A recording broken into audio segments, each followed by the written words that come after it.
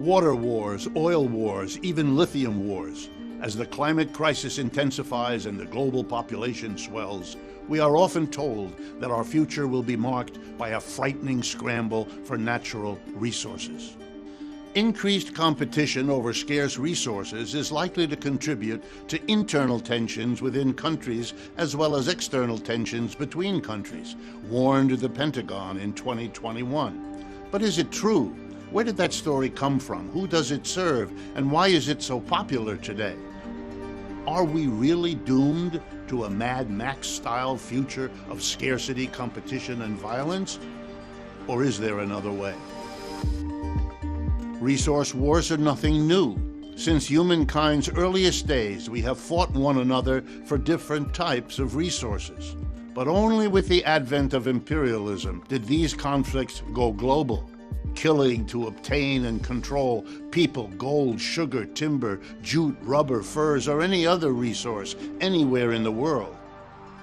Imperialism was and remains a sustained campaign of resource extraction from the global south to the north. For instance, in their centuries of genocidal conquest in the Americas, Spanish conquistadors pillaged the continent for resources, most famously precious metals.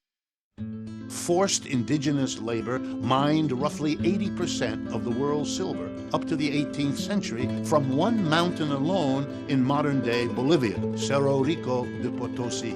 In fact, the Spanish Empire stripped so much gold and silver from the Americas that it destabilized the global economy through unprecedented inflation. As Uruguayan writer Eduardo Galeano wrote, Latin America is the region of open veins.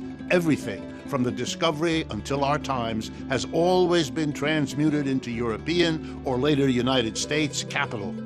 The resources flowed out so that emergent European nations across the ocean could accumulate them. But imperialists didn't just seek gold and silver.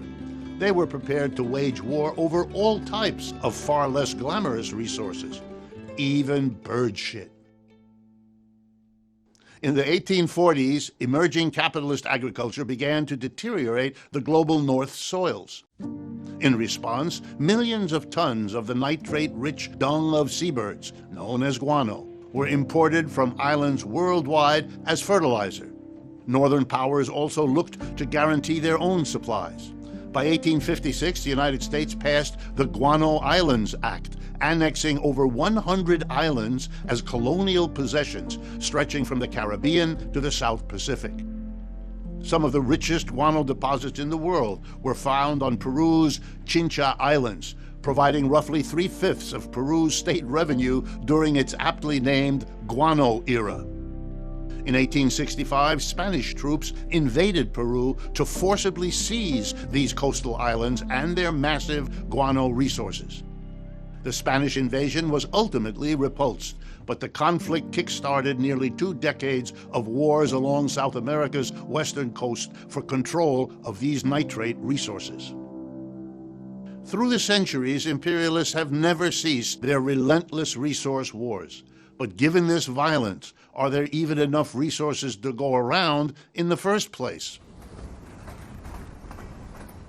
As imperialists looted the global south, leaving a trail of bloodshed in their wake, the English economist Robert Malthus was busy fretting over a hypothetical resource catastrophe, namely overpopulation. Malthus claimed that the power of population is indefinitely greater than the power in the earth to produce subsistence for man. He argued, in other words, that exponential growth in human population was doomed to quickly outstrip the world's food supply. There would then be simply too many mouths to feed, inexorably resulting in starvation, war, and calamity. Or so he claimed. But this did not happen.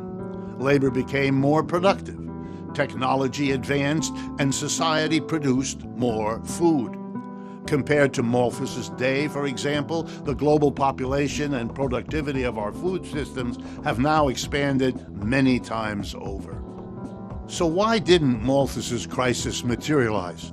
Because the scarcity he saw as predetermined is in fact almost always socially and economically conditioned. In other words, human institutions dictate how production and distribution of resources take place. We can change not only the productivity of our economic systems, but the structure of our social relations, too. Of course, there can be no question that ecological limits are real, but it is easier for the ruling class to legitimate conflict over resources as the inevitable result of scarcity rather than taking up the task of transforming how we produce, distribute, and use our resources. In his time, Karl Marx correctly identified Malthus as a shameless sycophant for the ruling classes. Marx saw the Malthusian argument for what it was: a new apology for the exploiters of labor, an attempt to blame poverty and starvation on its victims rather than the capitalist system that induced it. But if Malthus was wrong, why are billions of people across the globe still hungry? Why aren't our resources more fairly distributed? To answer that, let's take a look at one of the 20th century's most horrific tragedies, the Bengal famine of 1943, when hunger claimed the lives of between 2 and 4 million people. Then just a 9-year-old boy, Nobel Prize-winning economist Amartya Sen, lived through the famine, witnessing the starvation of millions. It would shape his work for the rest of his life. In his research, Sen tried to understand how such a Holocaust had unfolded around him. What he found was shocking. In his landmark study, Poverty and Famines, Sen demonstrated that there had indeed been more than enough food in the region to avert the famine.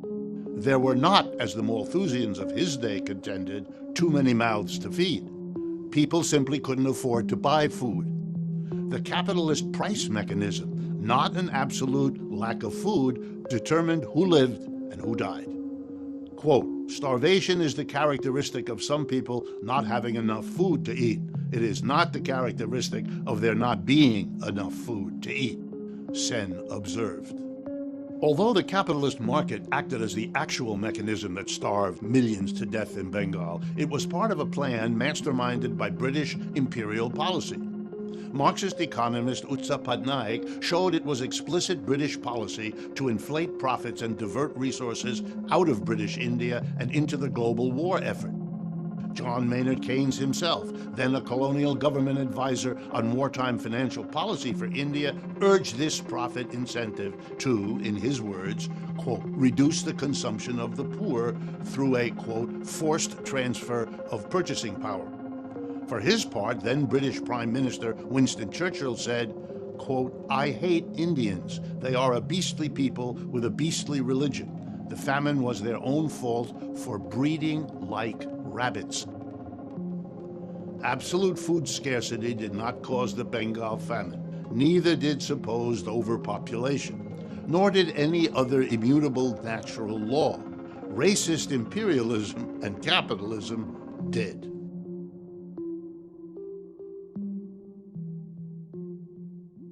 The 1943 Bengal famine is a dramatic and horrifying case, but it is emblematic of how these systems mercilessly enforce inequality and resolve resource conflicts worldwide. So do we have to accept resource wars as a regrettable but ultimately unavoidable feature of our coming age? The generals, war profiteers, and corporate CEOs plotting the next lithium war certainly hope you will. But theirs is just another excuse to continue the same brutal domination and exploitation of our world's resources with the same deadly consequences. Another future is possible. Despite the grave ecological challenges we face, resource wars need not be inevitable. We have the power to change our societies and our economies, to confront these challenges without war and death. As internationalists, we can fight for ecological and social justice over profit and empire.